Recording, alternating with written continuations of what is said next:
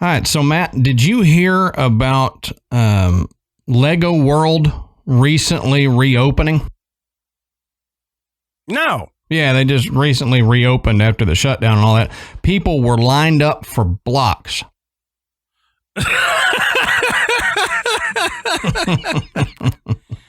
pretty good.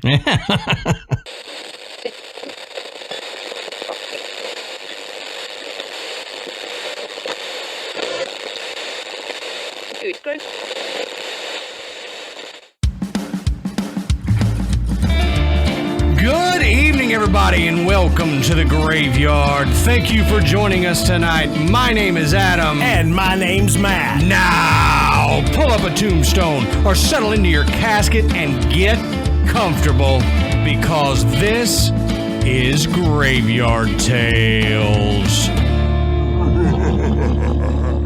All right, everybody, here we are again. Matt, how you doing tonight, brother?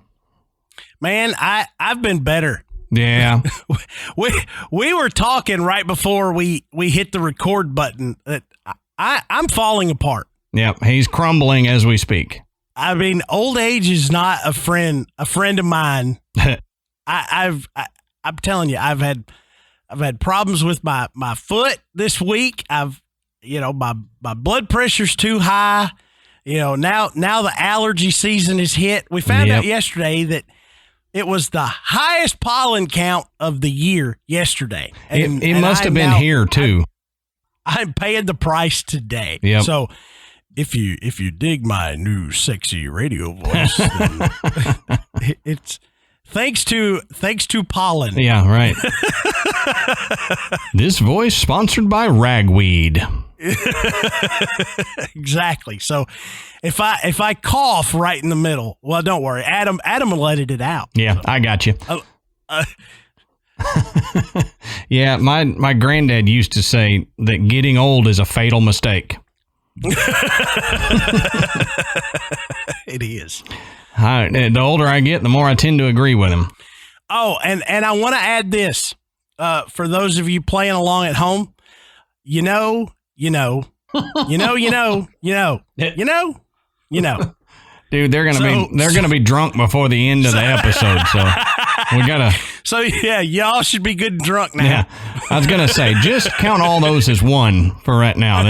Just then continue playing after that. I mean, if not, you'll just have to go back and listen to the episode again to catch all the info. You're gonna get lost. Oh yeah. You're not gonna be able to keep up. You can't pour them that fast. You better have them lined up. Some of them may. Who knows? If you don't know what we're talking about, a drinking game was made for Graveyard Tales, and one of them is when Matt says and another one is when I talk about poop or pooping myself. So I do the thing too, so I can't say too much. It's a verbal crutch, people. Come on. Yeah. Well, the funny thing is that Adam and I are not broadcasters. We've obviously gotten a little bit more practice doing the show, but we are not trained in any way, shape, or form. As I would imagine a lot of independent podcasters are not trained. Right. So we just talk to one another as we would normally do. But I catch it myself.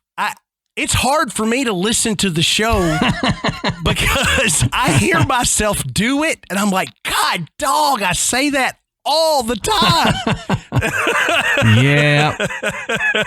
I go back, and when I'm editing, I had to I listen to our show like 2 or 3 times every episode, and I have caught all of my verbal crutches, but some of them you just can't break yourself of. So. Right. You guys may be stuck with some of these. So, but real quick before we get into it, I want to say to go check out the Podbelly Network. Go to podbelly.com. You can find different shows to listen to and some tricks and tips on how to record your own podcast. Also, go check out patreon.com/Graveyard Tales. You can sign up for several different levels of patronage there, and you get different things depending on what level you sign up for.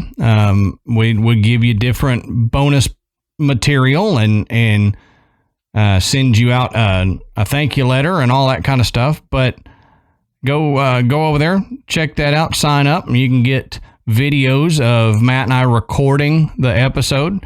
We recently put out our bonus episode recording on YouTube. So if you want to see what it's like, you can go over there and check that out for free, and see kind of the gist of what we give to our $10 patrons every week. They get a bonus recording of Matt and I doing this, and it's not edited as much. You know, you get the mistakes, you get the mess ups when Matt or I just start going because we can't, our tongues get twisted and right.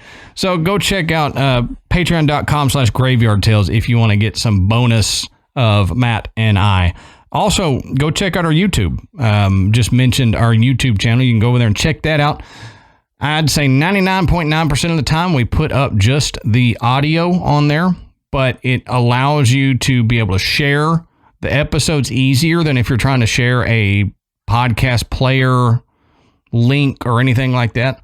And, you know, you can throw it up on your TV while you're doing something at the house. You can throw up our video up there and let it play that way. So go check it out. We got the every episode, not all of our old episodes, but every one of the new episodes are going up there. So go check that out. Just search Graveyard Tales on YouTube. All right, Matt. So let's talk about tonight's sponsor, Magic Spoon. Now, as you know, and probably some of our listeners know, Ashley and I have started going back to the gym again. We fell out of that during all the lockdowns and all that other mess. Well, we decided we've got to get healthy again. And while you're going back to the gym, one of the things you got to do is also look at what you're eating. And you can't eat all the carbs and the sugar and all the unhealthy foods and stuff that you were, because A, it doesn't help with the working out, and B, I'm getting older and that stuff doesn't set well. You know, you just don't do well with a lot of sugar in the morning, because then you tend to crash. And, you know, with everybody trying to eat better, a healthy breakfast doesn't have to be boring. Magic Spoon has some amazing flavors that you'll love, but it doesn't have all the bad stuff in there. Yeah, and, you know, I've said this before. My all-time favorite midnight snack is a bowl of cereal. And the last thing that anyone really needs to do is to get up at night and eat a big sugary bowl of cereal. Mm-hmm. Well, Magic Spoon helps with that, with 0 grams of sugar, 13 to 14 grams of protein, and only 4 net grams of carbs in each serving. That's great. And there's only 140 calories per serving. Wow. I mean, it's keto friendly, it's gluten free, it's grain free, soy free, GMO free. I mean, you can't ask for a better alternative to the sugary sweet cereals. When, you know, if that's what you love for breakfast, Magic Spoon is definitely the way to go. And, you know, Magic Spoon has just released a brand new flavor, birthday cake. And along with the rest of their great flavors like cocoa and fruity, frosted peanut butter and cinnamon, you know, if that little sweet touch is what you need, this birthday cake flavor might just be for you. And for all of our listeners in Canada, Magic Spoon is now shipping to you guys as well.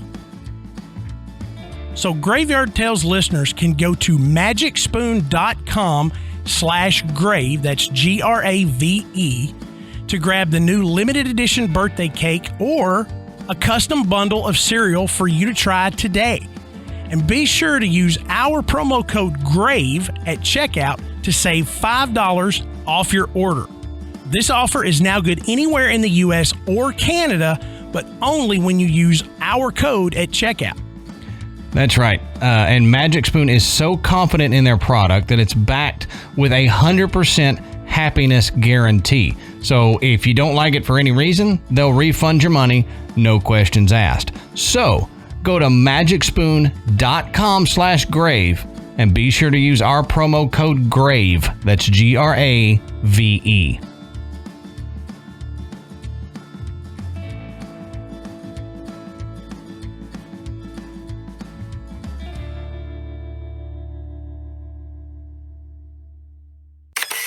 Now, Matt, that's all of the housekeeping that I've got. So before you tell us what we're talking about, we need to say that as in with our Succubus episode, the content of this episode, just due to the nature of the subject matter, may contain some things that you do not want your kids to hear. So I would say preview it first before you let your kids listen to it. Tonight's show does discuss sexual assault, even if it is demonic. If that is a sensitive topic for you, you may want to skip this episode and move on to the next one. We just want everyone to enjoy the show. And if that's a sensitive area for you, then please, listener discretion is advised.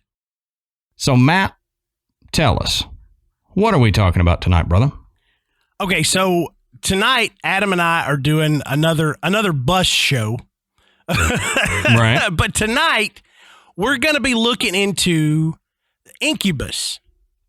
Okay? It's considerably different. Now, Incubus is an American rock band from Calabasas, California. Huh? And they were... Wait. What? No. Wrong Incubus, dude. Wait, wrong Oh. Yeah. Oh, no. Yeah. Well, I wondered what the hell the Incubus band had to do with Graveyard Tale. Ah, great. Now we got to scrap every one of Matt's notes. We got to start all over. All right. So, all right, guys, we're going to hit pause here. Let Matt go do some research, and then we'll come right back. Good grief.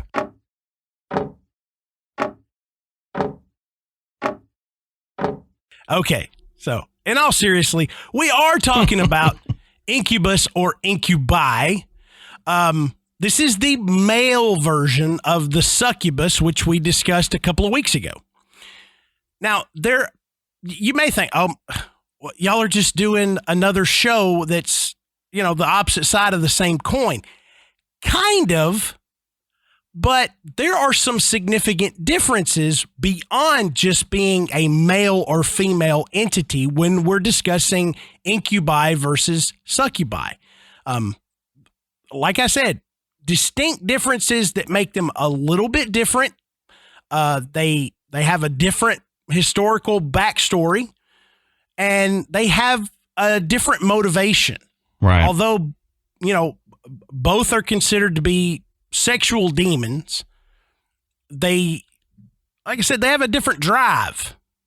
So that's right. There you go. And so I just, this show is going to be full of little Easter eggs for the band. We're just see how many song titles we could throw into this one. Right. Okay, so let's get into this. Adam's going to tell us a little bit about the historical background of the Incubus demon. So, like we always say, go check out our show notes, and you can find all of the links that we use to find this information and continue the research if you would like. And it's down in the bottom of our show notes. So go down there, check out the sources. So we got to first look at what is an incubus. I mean, we looked at what is a succubus, so we got to look at what is an incubus. And like Matt said, they're a pretty good band, but what is the demon succubus? So the dictionary definition of an incubus is it is a demon in male form that seeks to have sexual intercourse with sleeping women. The word incubus is derived from the Latin incubus, which is nightmare, and incubare, which means to lie upon, weigh upon, or brood. And that's already one of the differences. If you recall from the Succubus show, there were people that described actually being in a relationship with a succubus. Right.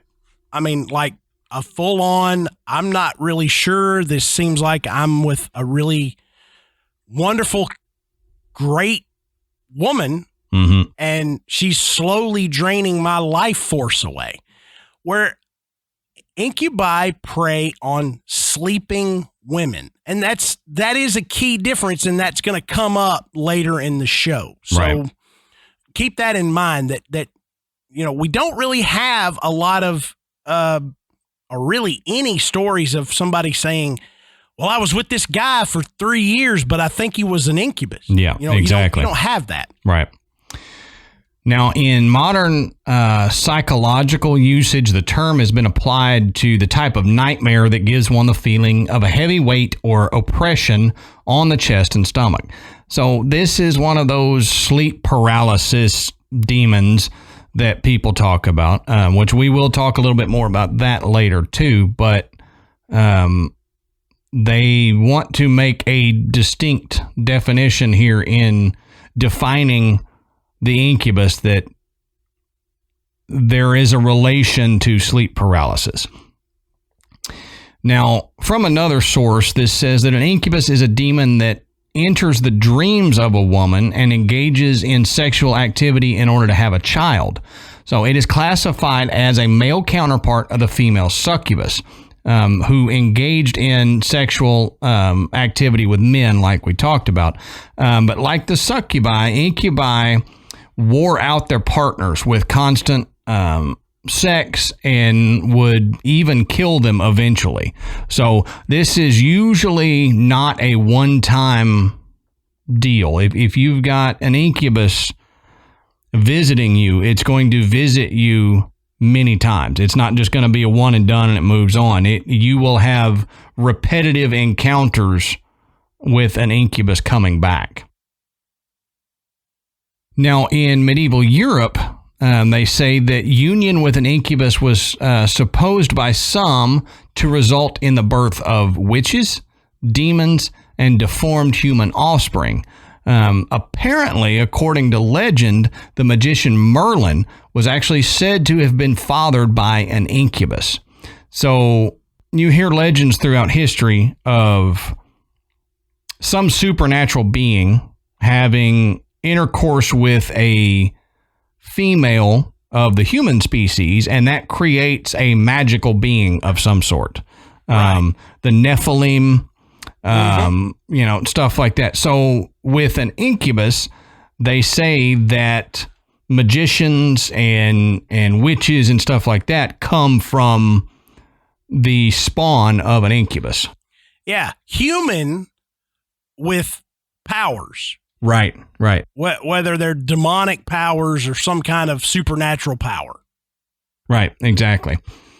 Now, here's one of the legends about the incubus that I thought was interesting and we can get into here.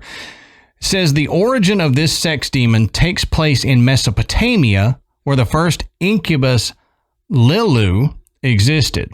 Now, Lilu is a male counterpart of Lilith, who is a succubus. And we talked about Lilith in the succubus episode. Well, Lilu was the only other one who matched her sexual appetite and vengeance on the children of Adam and Eve for the sting of betrayal. So that was Lilith's male counterpart that then went and wreaked havoc on mankind. Supposedly they're in the Mesopotamian legends. Now, the incubus, they say the incubus and succubus are actually the same thing. Some legends say that there's not two separate entities. There's one entity, and that they swap genders at specific points. So, for example, this says they would become succubi whenever they required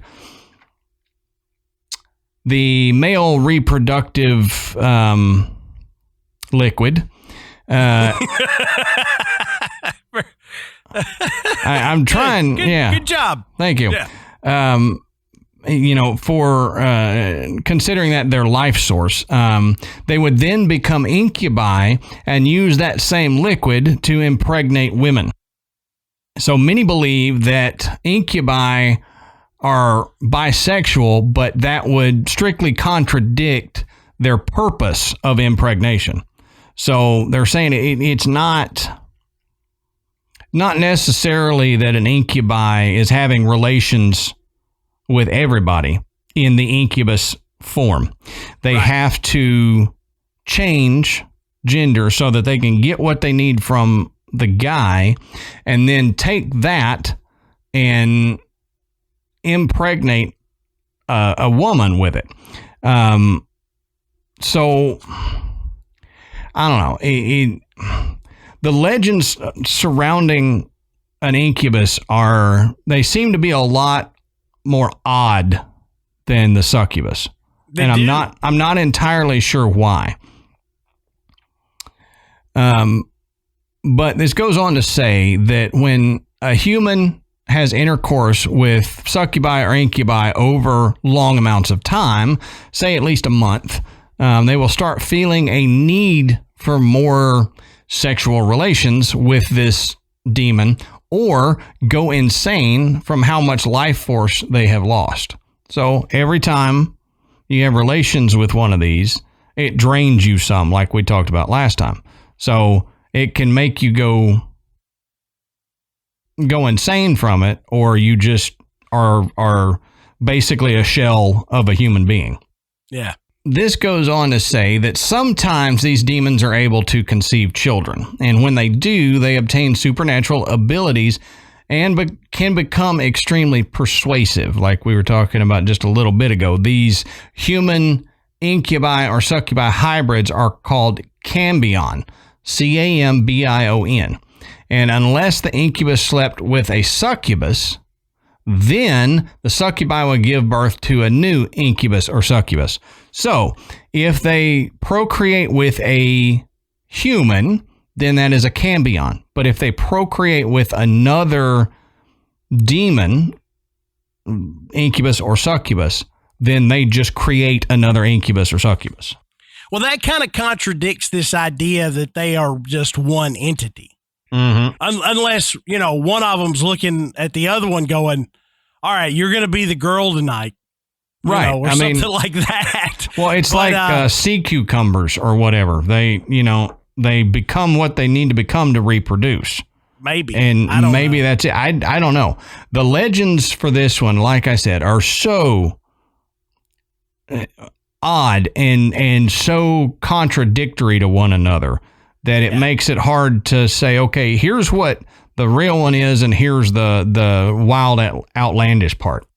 And, so many of these legends are based around really, really old writings that may or may not have been misinterpreted, mistranslated, or just flat out misunderstood. Exactly. And so over centuries, the legends change. And I think that in and of itself causes some confusion when we start looking at this in the modern day, going back and going, what is it? What are they getting at? Well, centuries of these legends just begin to blend together. So it's really difficult to pin down one being right, one being wrong. It's usually just a weird conglomeration of all of these legends that, we had them mentioned in this writing and this, and we had them mentioned here. And then 200 years later, we had this writing that said this, this, and this. So it becomes difficult. But for the part of our discussion, we're going to assume that they're two separate things. Yep, exactly. And that's why, like Matt said, there's so much that's why we're kind of compiling as many of the facts, quote unquote, about the incubus that we can give you, even if some contradict the other, just so that you're well informed. But like Matt said, we're assuming that the succubus is one entity and the incubus is another entity. And we hope we can make some sense out of all this by the time we get to the end of it. So I doubt it. Yeah, probably not, but it rarely happens on this show. Yeah, right. So this next bit comes from mythology.net. I found an interesting physical description from here that I wanted to share. And it says, like many mythological villains, incubi have been glamorized in recent decades. Today, they appear as young men with perfectly etched muscles, powerful wings, and long, suggestive tails. Long, suggestive tail? What could they be suggesting? I don't understand. Now, but in the past, these nocturnal fiends were far from attractive. It says the original incubi were small creatures with faces like a monkey or a gargoyle. They usually had dark skin or fur, claws, horns, and bat-like wings. And when they weren't flying through the dead of night, they crawled, climbed, and sat in hunched positions. Unsurprisingly, they say they also had exaggerated genitals. So, because of the nature of what they are, the drawings were exaggerated there. Yeah. And when I read this, I immediately thought of the Wizard of Oz. Yeah. Like the flying monkeys. Yeah. Yep. And you can kind of just picture that as what, maybe a little meaner looking, not so cuddly. And that would be one of the original depictions of an incubus. But you can kind of see, like we talked about with the succubus, the incubus started out as a very hideous, grotesque creature that you wanted nothing to do with. And then through pop culture, it has merged into something sexy, and they've got, the men with the raging muscles and probably the really long, thick tails, and, used in romance novels as something to desire. It had to be shaped into something that would be attractive to most women. So something very muscular and a good old hard-bodied weightlifting ding-dong. Sure, ding-dong's what you want to say? I'm leaving it. So let's look at the supposed personality of the incubi. And this says, incubi are famous for their insatiable lust. Now, these demons are so crazed for intercourse that their human partners can literally die of exhaustion after too many of these midnight visits. Now, incubi can also be violent, and many victims describe the demons sitting on their chest or covering their mouths so that they couldn't breathe or scream. So I think this is where we kind of fall into the sleep paralysis demon that we'll talk about here in a little bit. But it's interesting to point out here too that the incubus is aggressive, mm-hmm. and the succubus, based on literature, is more seductive, right, and cunning.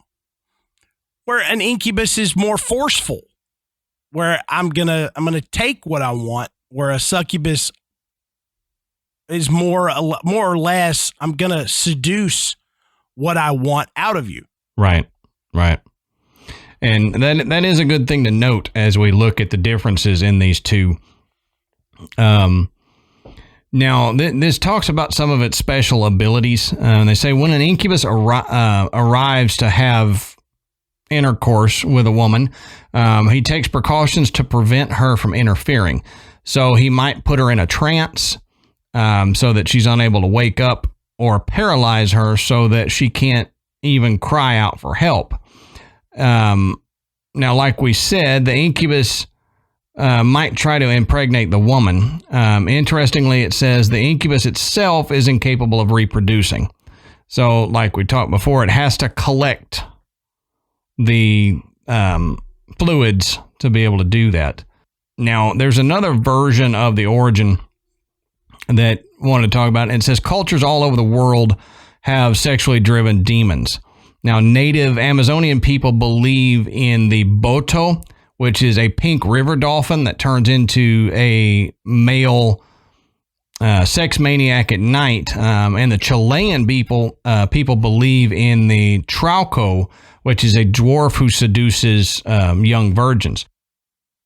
Swedish people tell stories of a nocturnal horse which rides on its victim's chest at night, while their Germanic neighbors fear the Alp, who actually sits on young women. Now, in South Africa, the Tokoloshe stalks virgin women. And the Tokoloshe is actually a cryptid that's on my list of cryptids that I want to do, because it has more involved in it than just what they're saying here. And you can, if you were to go to South Africa and mention the Tokoloshe to people, a lot of people know what a Tokoloshe is. Like if you were to talk about, just say Incubus to somebody here, they go, oh yeah, they know that legend. It is funny that I guess because of the sex thing, they include the Tokoloshe in this comparison, but the Tokoloshe is not a demon. It's a physical being. Yeah. It has some, like you said, the sex part of the mythology, and then it does have some like quote unquote supernatural powers, but it is something that supposedly lives there. It's not, just coming to stalk people there. Yeah. If it's going to go find another victim, it's got to call an Uber or something. Yeah, right. Now, the first written record of an incubus, they say, appears in none other than the Epic of Gilgamesh, which is widely considered to be the first work of fiction ever written. Now, in Gilgamesh, the hero's father is described as a Lilu, a magical being who impregnates women while they are asleep. Now, it's impossible to say that the idea of a nocturnal sex demon started with Gilgamesh, because these sorts of legends are so widespread that they probably arose separately in cultures all over the world, and it's impossible to know which one came first. So, Matt, that brings me to that thing that we talked about last time with the succubus. It's very weird to me when people say that this almost exact same thing evolved in the minds of disparate cultures around the world.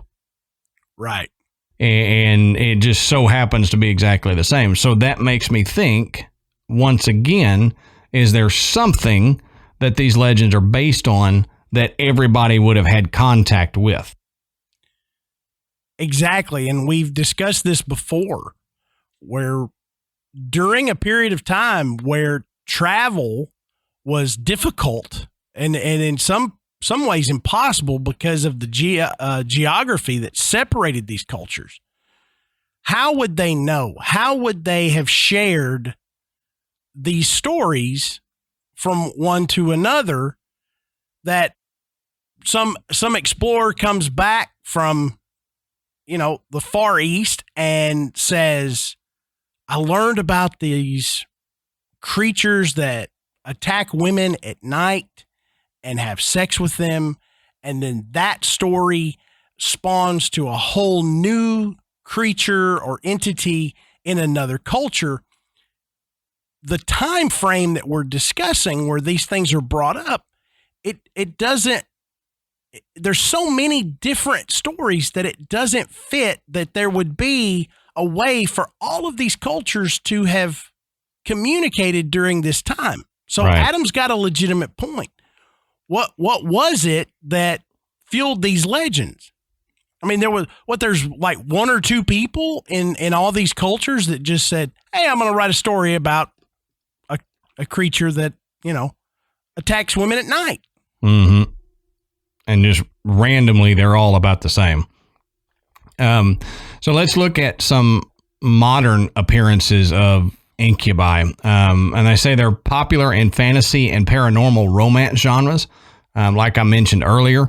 Now, Stephen King, Stephanie Meyer, and Orson Scott Card have all used incubi or succubi in their works of fiction.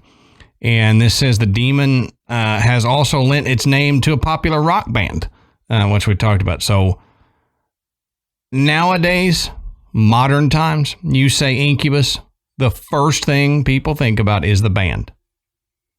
You know, before that band started, you could say Incubus, and the first thing people thought about was the demon and the legends of the demon. But now you say it, and the first thing people think about is the band every time.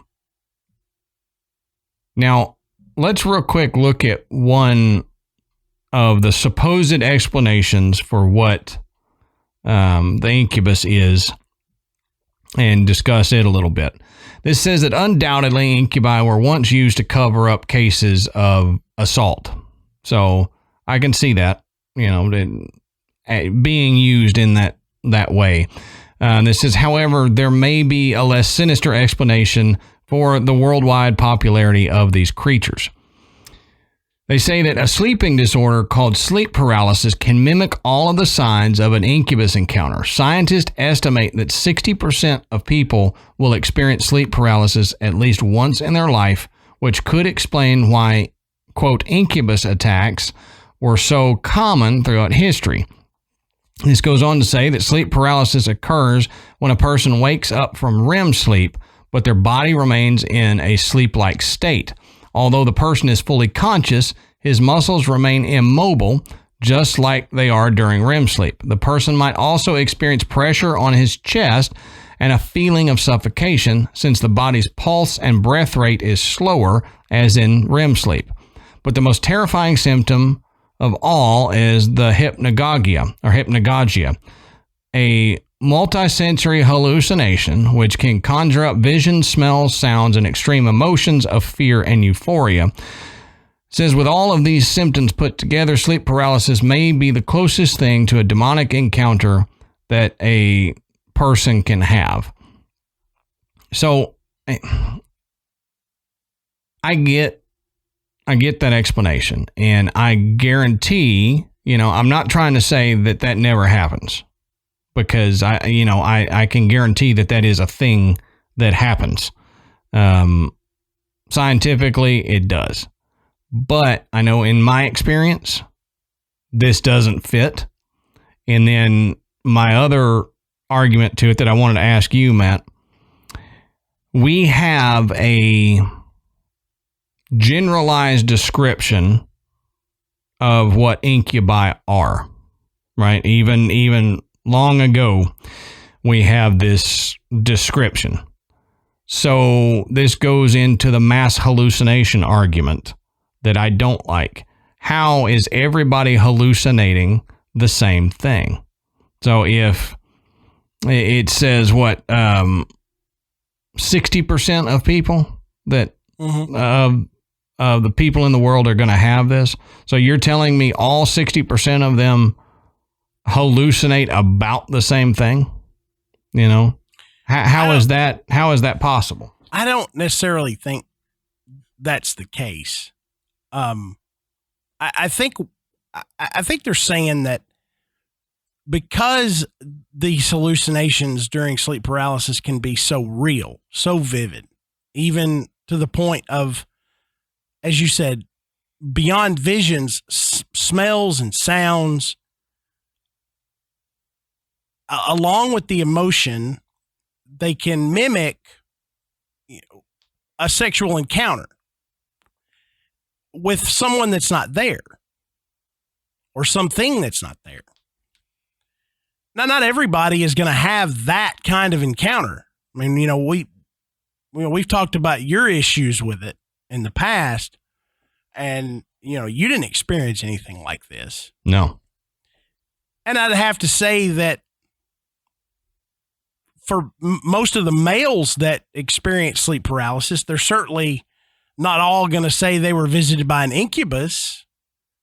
And even though sleep paralysis was used as one of the possible explanations for a succubus encounter, it wasn't as driven home as this is what it is. Mm-hmm. I mean, does that make sense? With all of the Incubus research, this was widely the most common explanation for it. Right. I mean, hands down, there's nothing. Anything else is a distant second. Mm-hmm. Okay, that's true. When we researched the succubus, it wasn't that case. It was, this is a possible explanation for it, along with maybe a few others. Yep. But it definitely wasn't like, this is it. Like you hear with Incubus encounters, that this is it. And they don't come up with a lot of other explanations or possible explanations for what someone could be experiencing that thought they were interacting with an incubus. So I don't agree that everybody would be experiencing the same thing, but I think that there is a possibility that a good portion of them are. I mean, everybody's had some type of sexually fueled dream.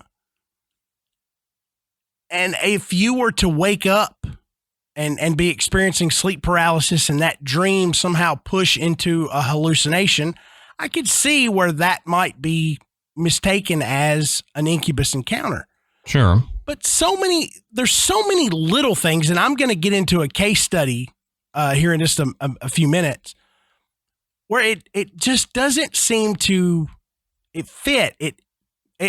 We're really, in a lot of cases, we're shoving a square peg into a round hole. Right. And I mean, I think it's a good explanation for a large portion of the encounters, but I don't think it's going to fit all of them. Yep. And I agree with pretty much everything, except my one disagreement would say I wouldn't say that it would be a large portion. You know, I would be a little more conservative in my estimate of how many that it would explain. And I'd say probably less than half that it would fit the type of encounter someone has and the possibility that is an explanation for it.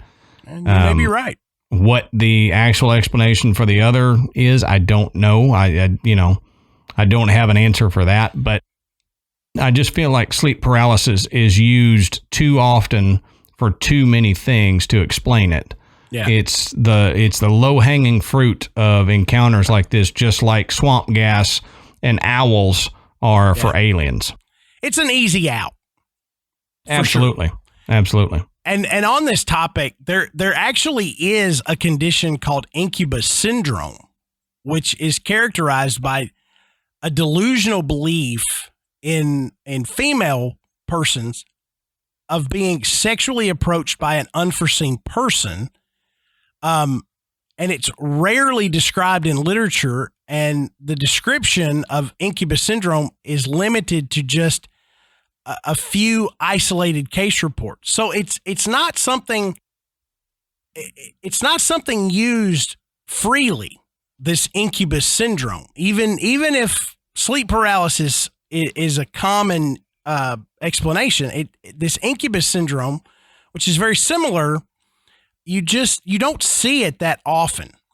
Now, this is a case study that I found about a 45-year-old woman who actually came to the emergency room with organophosphorus poisoning. That's what she arrived with. Huh. Okay. Now, the evaluation of her medical history revealed that she was suffering from a psychotic disorder since she was 25. Now, her illness was characterized by delusion. It says delusion of reference, delusion of persecution, delusion of control, poor socialization, poor self-care, and apathy. So she says since the age of 36, she started to experience that someone was having sexual intercourse with her at night. Now, she says as she would lie down, both during the daytime and the nighttime, which is kind of, out of tradition when we're looking at these legends, she could feel that someone was touching her, kissing her, and caressing and fondling different areas of her body. Okay? Now, the interesting thing about these is that a lot of these women that explain these encounters can actually pinpoint different places on their body where they're being touched. Not a matter of, well, I just felt like someone was touching me. It was like I could feel something touching me here and here and here separately. Mm-hmm. So to be able to actually pinpoint and say someone was pushing down on my shoulders or touching my hips or something like that, that's very specific. Right. Now, this particular patient said that she would wake up in the middle of sleep just after a few hours of sleeping and feel that someone had sexual intercourse with her. Now, she held this belief with conviction, and she would attribute these experiences to black magic. Now, it says that she was very distressed and would often feel guilty, as she says it was against her sociocultural belief to have sexual intercourse with anyone other than her spouse. Now, in this particular case, this patient was diagnosed with paranoid schizophrenia and was managed with a medication called Risperidone, and her symptoms resolved. So, in this particular case, it would seem like she was having a psychotic episode. Right. And these were the hallucinations she was having. But again, this case doesn't fit with all of the cases. Right. And even though some of the women that have been brave enough to come forward and report on these things, the encounter is not always a negative thing. Sometimes they describe, feeling very, very loved and very desired. Other women feel like they're being attacked, and it's very violent and forceful. So they aren't all the same. And when you hear stories like this and there's variations, I have a hard time just putting them in a box and saying, yep, all of these go right here. This fits just very nicely in this box. Well, I think the box is overflowing, and some of the stuff that's fallen out is not going to fit back in there. I mean, there's too many differences. So moving on from this, we're really going to get into some more specifics here. Because an incubus can become fixated on a particular victim, as Adam mentioned earlier, some women have died from exhaustion after being visited by the same incubus demon over and over and over. Now, Adam mentioned earlier that in the earliest work of fiction we know, the Epic of Gilgamesh, it is said the incubus is mentioned, and even in some traditions, an incubus demon is able to put its victim in a trance so that they can't move or they're unable to call for help. But one study looking into this found as many as 11% of people have had an experience in their lifetime that could be described similarly to an attack by an incubus. 11%. Wow. So, look, without being very graphic here, I would say the majority of our listeners are adults. They all remember being teenagers and hormones raging. So we all know the things that you can dream about and how that can feel. these people that are describing these attacks, these 11 people, these 11% of people that will describe something very similar to an incubus attack, they know the difference. Mm-hmm. I mean, it's much more than just a dream. Right. And, you know, most of the time with these type of dreams, you know the other person. You know, it's someone, it's someone that you've met. It's someone that you have a crush on. You know, it's your neighbor. Yeah. I don't know. But there's a difference there than just having a very passionate dream to believing that you were actually engaged in sexual intercourse with another entity. Right. And most of the time those dreams don't turn into or make you feel like it was a demonic presence of any sort.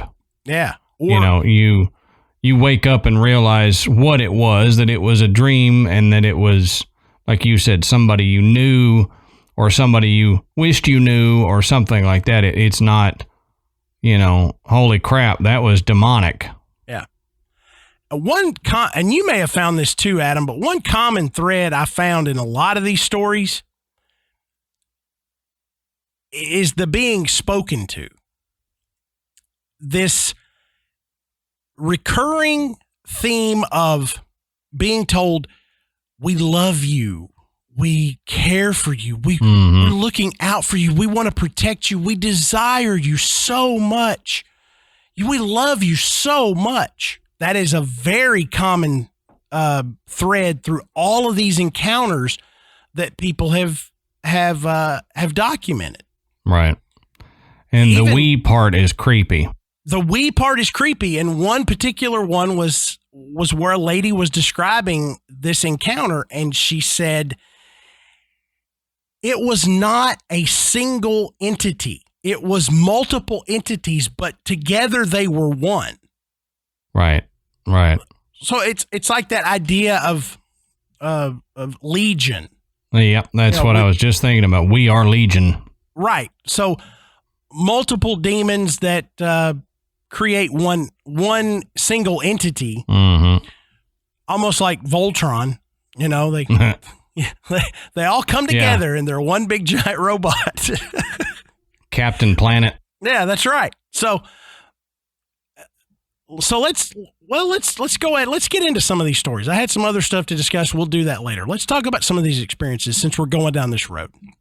Now, these are two that I managed to come across. These were two very individual experiences. They were shared on Reddit. So I'm gonna read them essentially verbatim, without being as graphic as some of these may be. So this first one says, about 3 years ago, I visited my parents in the Philippines. They live in a big house in a quiet province away from the city.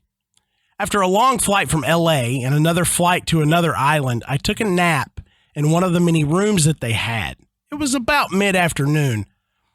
I was awoken to someone caressing my hair like it was moving away from my face. I didn't care at first because I was so tired and didn't rationalize the situation yet. Then I felt someone kiss my lips. I still remember because I felt moist lips kiss me gently while it put its hand behind my back to an arch. Only then did I realize that something was off. I was too scared to open my eyes because I didn't want to know I was awake. I thought it was a real person who had broken in. When I suddenly had the courage to open my eyes, it was a bluish clear figure on top of me. It was broad daylight. I couldn't and didn't want to look at him in the eyes. He just disappeared after 10 seconds. I was freaked out and didn't go back to sleep that day and ended up sleeping on a couch in my parents' room. I was around 25 at that time. I don't do drugs or drink. Nothing could have altered my experience. And this is from Reddit user No Cake for You. So in this experience, this person actually explains that she saw something when she opened her eyes. And it does seem like she was fully aware of what was going on, once it began to register to her. Mm-hmm. So could it have been a dream? Sure. And I've had pretty realistic dreams where you wake up and you're worried something's happened to one of your children or that someone was in the house, something like that. And it takes you a few minutes to kind of clear up and realize, okay, that was a dream and none of that is real. Mm-hmm. But for the most part, you get to that point, that realization where it was just a dream. And it doesn't seem that she ever gets to that point because she can remember actively not wanting to open her eyes and then opening her eyes and realizing where she was. I mean, I understand she's not in a place that she's familiar with. So she's out of her own element, but yet was fully aware of where she was. When you talk to people about sleepwalking cases and things like that, they don't understand that they're in a different place. My sister was, my sister dealt with sleepwalking, especially if she was out of town in a different place. It was unusual. So it happens. But when you realize, hey, I'm in a different place, you're like, okay, I know where I'm at. But she doesn't go into that. Right. She always knew I'm not at where I am. I understand where I am, and I understand that there's this blue thing on top of me. Mm-hmm. That's the part that you then realize that it is something supernatural in that sense. Is there is a bluish, clearish type figure. Right. It's not a fully formed person. Right. And that's what makes it, puts it into that realm of could most likely be an incubus of some sort. Yeah. Now, this next one is interesting. It says, I was in a dark place and there was some kind of ritual going on. These two people threw me down into a coffin that was in an open grave, and then something had me by the waist and raped me. I actually woke up out of this with that sensation. While drifting back to sleep, I kept hearing this voice saying things like, I've loved you from afar so long. I adore you. Just let me love you, please. He said it over and over and over again, just begging me. I kept getting flooded with these warm, fuzzy, lovey-dovey images. While this was happening, I heard another voice say, don't fall for it. It will use whatever means it can think of to try and get your consent. It will lie to you. It will guilt you. It will imitate past lovers in order to get to you. Just tell it to go away. So with a great deal of struggle, I was able to tell it to go away. And this was from Reddit user Beethoven. It's like zombie and Beethoven smushed together. Yeah, Zombie-toven. This is what happens when the name you want is already taken, and you have to keep making variation. Right. So that has that theme that we discussed earlier, that an incubus will tell you things like, I love you. I've loved you for so long. I can take care of you. Just let me love you. I adore you. Those kind of remarks, they're not isolated to this particular story. They're much more common. And then that voice that's telling her, don't listen to this. These are lies. They're going to lie to you. They're going to do whatever they can to manipulate you, to gain your consent, to have you open up to them, because ultimately that's what they want. Right. They want to control you. Now, another thing that I came across that we didn't see with the succubus is this idea that an incubus could actually possess a human. And I don't know if you saw that in your research, Adam, but this idea that an incubus could actually possess another male and then pursue a female. Yep. I came across that once or twice. It was so weird because, like you said, we didn't see that with the succubus at all.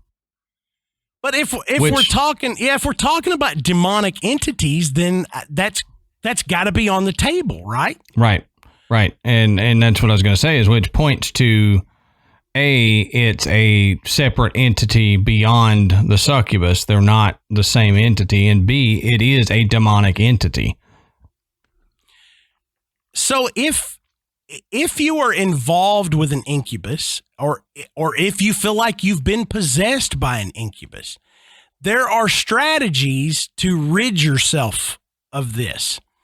Now, the strategies come from the Malleus Maleficarum, which is translated as the hammer of witches. Yep. Now, the Malleus Maleficarum, we've mentioned on the show before in the past. It is a German writing on witchcraft from the 16th century, which is a detailed manual used extensively during witch hunts of the time. Now, in the section headed, "Here follows the way whereby witches copulate with those devils known as incubi," the authors make it clear that they were concerned with actual diabolical sexual experiences rather than fantasies. So what that's saying is these writers were talking about an actual being. They were not talking about women who were suffering from any kind of emotional distress, mental illness, anything like that. They were talking, or just fantasies. They were talking about an actual entity. Right. So what do you do? What do you do at this point? And they lay it out. Number one, exorcism. So getting a priest to perform an exorcism is historically how someone would overcome being attacked by an incubus demon. Although, in contrast to the Malleus Maleficarum, at least one Christian priest, Ludovico Maria Sinistrari, has argued that this would not work because incubus demons do not obey exorcists, have no dread of exorcisms, show no reverence for holy things, and the approach that you would use, that it doesn't faze them at all. Right. So the next one is confession.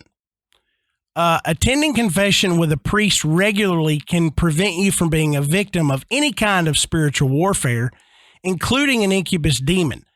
I understand this was written in the 16th century, and we have seen plenty of cases that were documented about demonic possession, whether it be of a person or a location, where going to confession didn't necessarily get rid of it, and in some cases made it worse. Yep.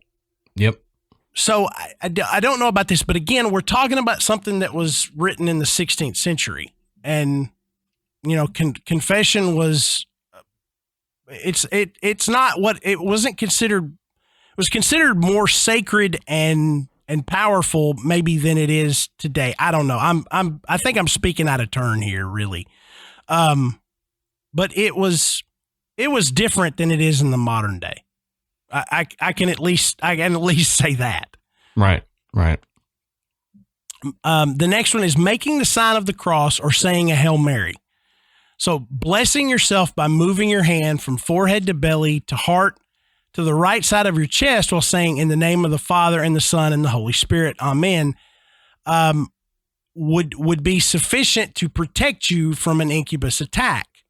But again, we're looking at, religious leaders that are, describing ways to prevent this demonic attack. So everything is going to be tilted that way. This one, though, is interesting. Switching locations. Leaving the place where an incubus demon had previously visited you could help prevent it from happening again. So that to me seems to tie a demon, an incubus demon, to a specific location. Yeah.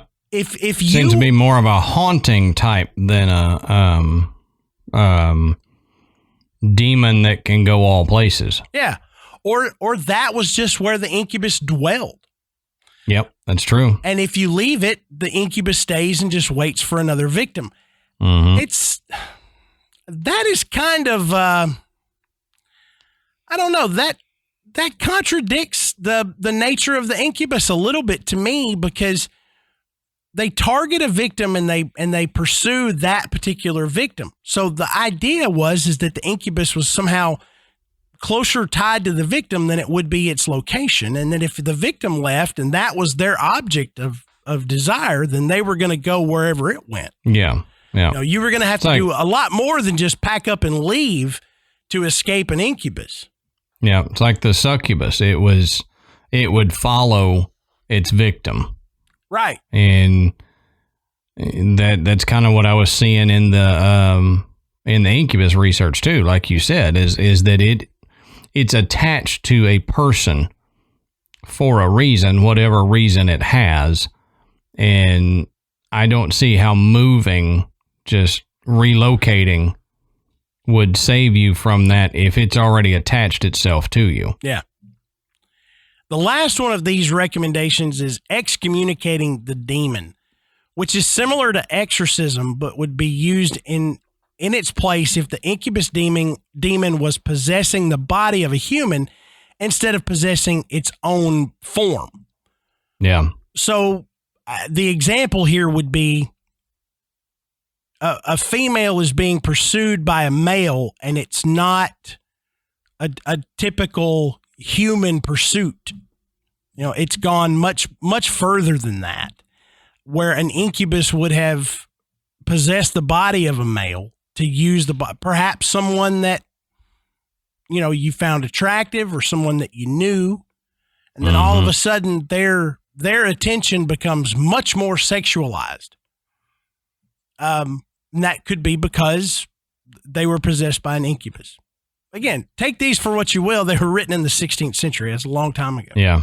But like we said at the top of the show, the idea of the incubus is similar, but not exactly the same as the succubus. They are not necessarily two sides of the same coin, as the analysis I made, the analogy I made at the beginning of the show. There are significant differences, and how you would react, you know, how their behavior is a lot different. And that's why we decided we would do this second show based on just the incubus as opposed to the succubus, is because we didn't feel like we really covered, you know, much about the differences between the two beyond just being the male or the female version. It's, you know, it's interesting. I don't know. I'm on the fence with the whole incubus and succubus thing. Yeah.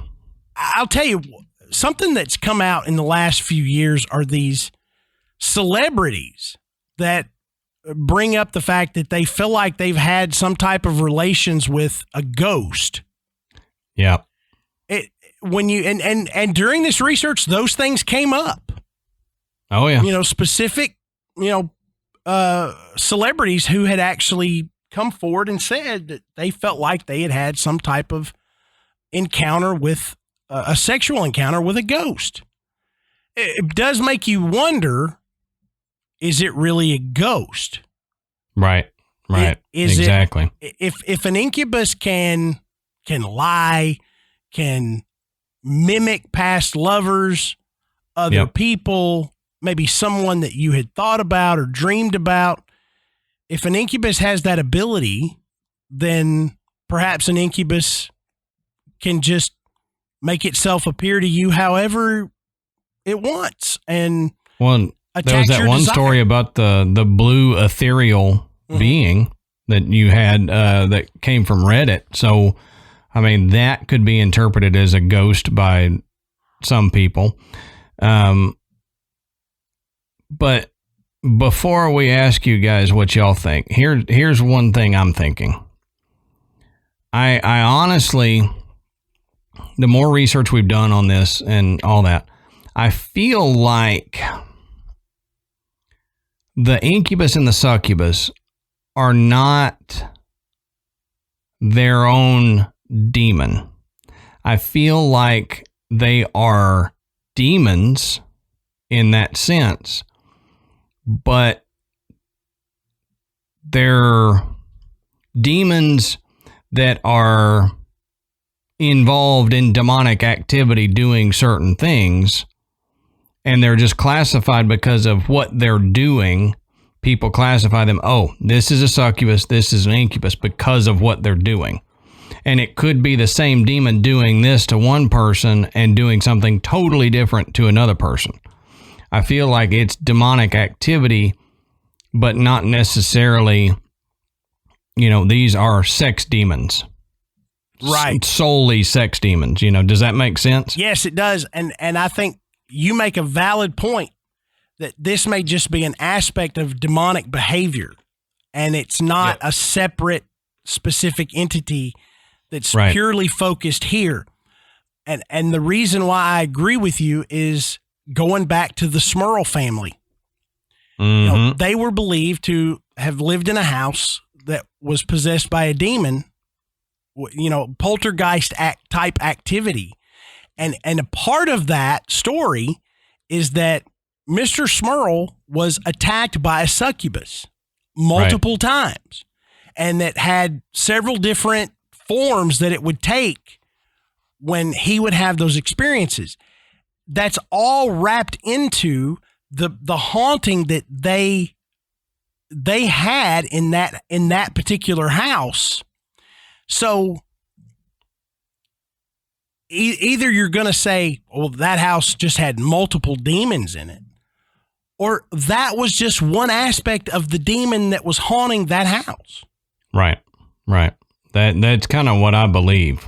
And so I'm with you. In fact, I really like that idea, as opposed to we're going to assign these traits to specific entities. Mm-hmm. I like the idea that this is more or less just another aspect of demonic behavior. Right. It's like people have different activities that they do throughout the day. You go to work, but you don't come home and do the same thing at home that you did at work. So that may be a bad analogy, but it's like, they do different things, all for the purposes of corrupting humans or hurting humans, but they take different tacks depending on what person they're going after. Yeah. So what do you guys think? Do you agree with Adam and I that maybe this is just part of demonic behavior? Do you think maybe there are specific demons that this is their primary trait, is, sexual encounters with humans, whether it be for reproduction or it's just their nature? Or do you think this is a lot of hooey? Do you think that these are stories that were fabricated centuries ago, and they've just changed and amplified over the years, that pop culture has pushed them, forward? What do you think? Let us know. One of the best places to do that is in our Facebook group. You can find us on Facebook. Just search Graveyard Tales. Our group is fantastic. We have so many members, well over 5,000. Mm-hmm. It's a safe place to share these kind of stories. You're not going to be picked at, made fun of, called crazy, or anything like that. When you share these kind of experiences, some story that your great grandfather told or something like that, we want to hear them, and this is a really good place to do it. You can also find us on Twitter and Instagram. And as I say, Adam is the chief tweeter around here. I do my best. And you can, while you're doing that, you can check out our website, which is graveyardpodcast.com. And on our website, you can find links to purchase Graveyard Tales merchandise. You can learn a little bit more about Adam and myself. And you can become a patron. And we always take time to thank everyone who has donated to the show. Becoming a patron really, really helps us out because there are some costs that are incurred with doing this show, but it allows us to keep putting out bigger and better content for you guys. We really, really do appreciate the support. Don't forget to rate and review us on iTunes. That is the easiest way for the show to come up the charts.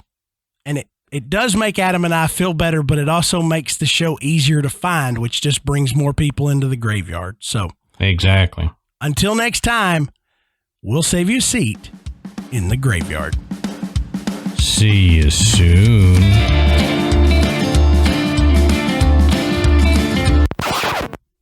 You hear legends. I just punched my mic. Matt, it is hard to do this content in a PG-13 manner. I know it. I was thinking of a way you could have said it, like, naval cadets. Yeah.